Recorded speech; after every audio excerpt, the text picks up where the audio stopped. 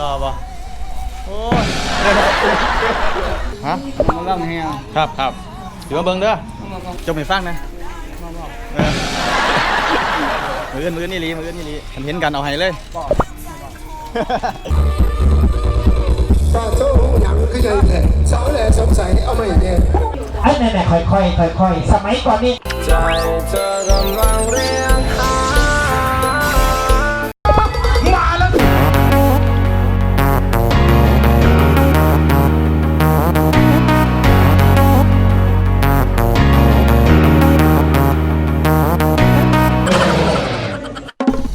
ขึ้นรอดเหรอวะ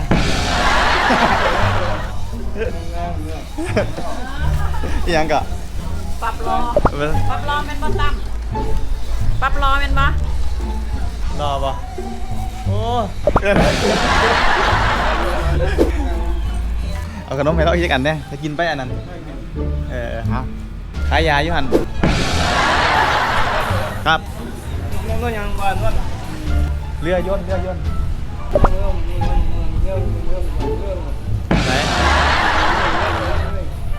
โอ้ขันมันบินแห้งๆมันก็เร็วแล้ว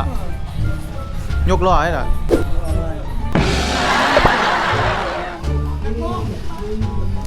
2 โมงเกิน2 โมงค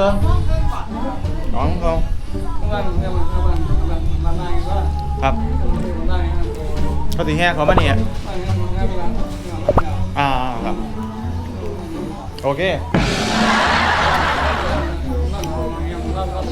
ฮะ มันร่ำแห้ง ครับถือมาเบิ้งเด้อแล้วทายพี่โอ มันแห้งก็ แสดงหนังโอเค มันจะน้ำไว้ โอเคเอาสวยๆตั้งไหนสวยเอาแท้เด้อ มันอันยังไป ครับท้ายตาสั่นเดี๋ยวไปเห็นตัวหนังสือครับท้ายตาสั่นอ่านไปเห็นก็หน่อยโพดเขาก็แง่มาอื่นดีๆดิแม่เจ้2 โมงครึ่ง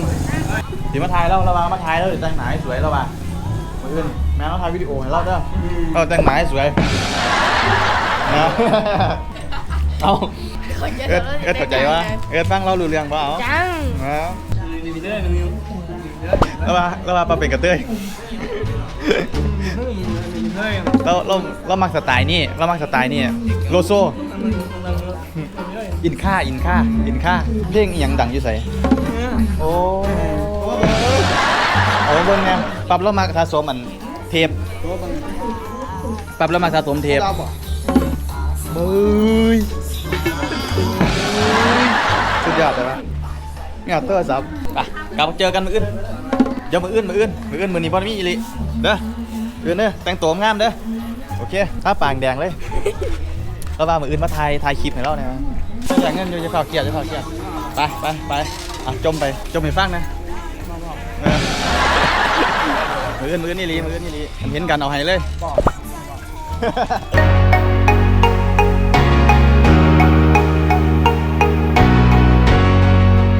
ครับพี่น้องวันนี้ผมพามาเบิ่งแกงเรืออยู่กรมราชไสครับจังหวัดกาฬสินธุ์ครับนี่ฟรี40ฟรีพายเนี่ย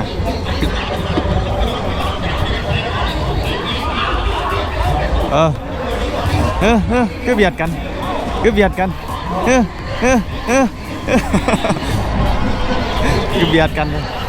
เอาหะกันละ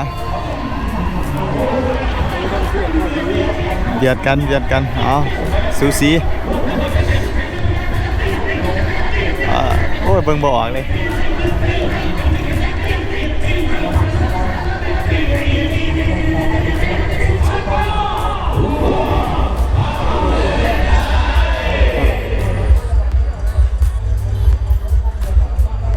เบียดกันป้าโจ้ยังคือใหญ่แท้สาวแหล่สงสัยเอาไม่เนี่ยทั้งถึงหัวอื้อดังโยกข้อแพ้แบบโยกข้อแพ้เลยผู้นี่ผู้ยังคืออันแท้ลูกนี่ยังอีนี่บอกยังมากับพี่ตอนนี้ลูก3แล้วสบายแล้วเก็บลงลังไอ้ไหนๆค่อยสมัยก่อนนี่เมียผมนี่น้ำหนัก45นะในการใหม่ๆน้ำหนัก45ตอนนี้ลูก3ลูก4แล้วน้ำหนัก73เดียวครับไม่รู้มันมายังไง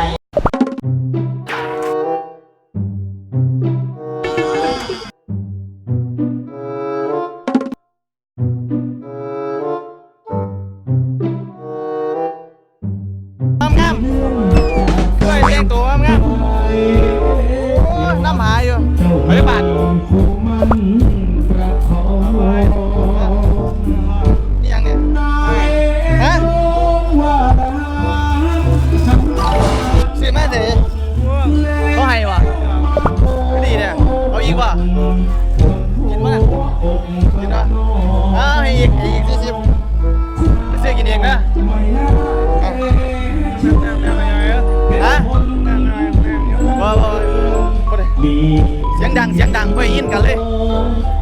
ไปยินกัน ผู้ใหญ่จากคนนี้ผมบอกเลยนะเราบอกก็ไม่ต้องบอกไม่ยอมก็สีสะเก็ดผมบอกก็ไม่ยอมลูกทุกอย่างคนไหนตามผมไปติดไม่ยอมแล้วสุดท้ายก็หัวเราเส้นทาง ตั้งเงินน้ำเงินนั้นมาจากสกลนครครับสาวสวยเมืองฟ้ามาหรือยังเมืองฟ้า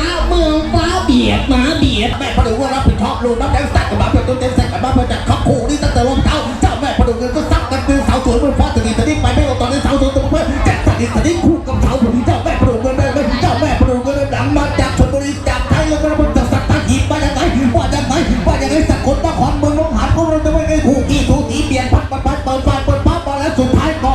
โอ้ยเอาเส้นทางเอาละพี่น้องมาดูตะกอนนครสาวสวยเมืองฟ้าบอราชพัฒน์ของนี่จากหลวงปู่ตะกอนนครมาไงลูกสุริยาตักหนองคายใครจะอยู่ใครจะไปใครจะบุกใครจะว่าจะมีจะเป็นหนังเรื่องราวหรือเปล่าเขาว่ายังไงสาวสวยตามลูกสุริยาเขาอยากขับตีออกไปสองปากไปปุ๊บสุดแย่จะตามอีกกุ๊กกิ๊กไหนดังไม่ยอมแล้วครับตอนนี้ราคาปูโจบ เอาล่ะลูกศรียาไม่รอแล้วครับหนีออกไปสาวสวยเบียดตามมาเลี่ยมเหลือทนแล้วนะโอ้เอาเส้นชัยมาดูกันกับพี่น้องในร่องน้ำสีน้ำเงินสุวรรณหงส์ว่ายังไงเบียดออกมาเบียดหนีออกมาเจ้าแม่ไปไง แล้วถ้าพี่น้องมาดูสุวรรณหงส์จะกำชัยได้หรือเปล่าเจ้าแม่มาดูเงินจะเป็นยังไงเป๋ไปแล้วสุวรรณหงส์โอ้โหมาดีๆทำมันถึงเป๋แบบเรื่องสุวรรณหงส์กำลังได้ครับตั้งอกตั้งใจเจ้าแม่มาดูเงินก็สับเข้าไปเจ้าเวทสุวรรณหงส์สับใหม่ครับสุวรรณหงส์เขาเชียร์ตัวนะสุวรรณหงส์เขาเชียร์ตัวอยากมีรอบ3แต่ไม่ทำไม่มีรอบ3เอายังไงครับเอายังไงสุดท้ายเจ้าแม่มาดูเงินก็ไม่ยอมสุวรรณหงส์ก็ไม่ยอมเอายังไง แล้วก็ โอ้เอาเส้นชัย มาดูทองถ้าได้กินจับพึ่งไปไหนตอนนี้มาดูทองจำตีมาดูทองมาดูใจเบียดทางเสเบียดจีความเสเบียดจี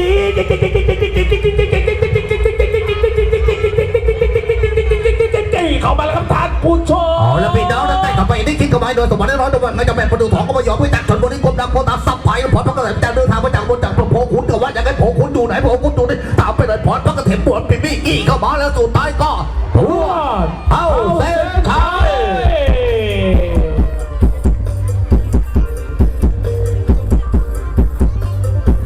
โอ้โมนีผมมาสอนมาเรียนมาวิ่งบนรับบริจาคตัวนี้ครับ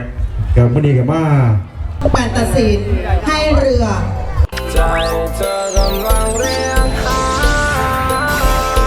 ร่องน้ำน้ำเงินคือเรือเทพมณีรัตน์หอมดีเป็น ป้าผู้เก่งสูงสีใส่ในบ้านดูดีแล้วครับตอนนี้พอดพระเทพเทพบริรัตตีออกไปนี่พอดพระเทพจี้เข้ามาใกล้เข้าไปได้ชิดเข้ามาเลยใกล้เข้าไปได้ชิดเข้ามาแล้วสุดท้ายก็รวดเอาเส้นชัย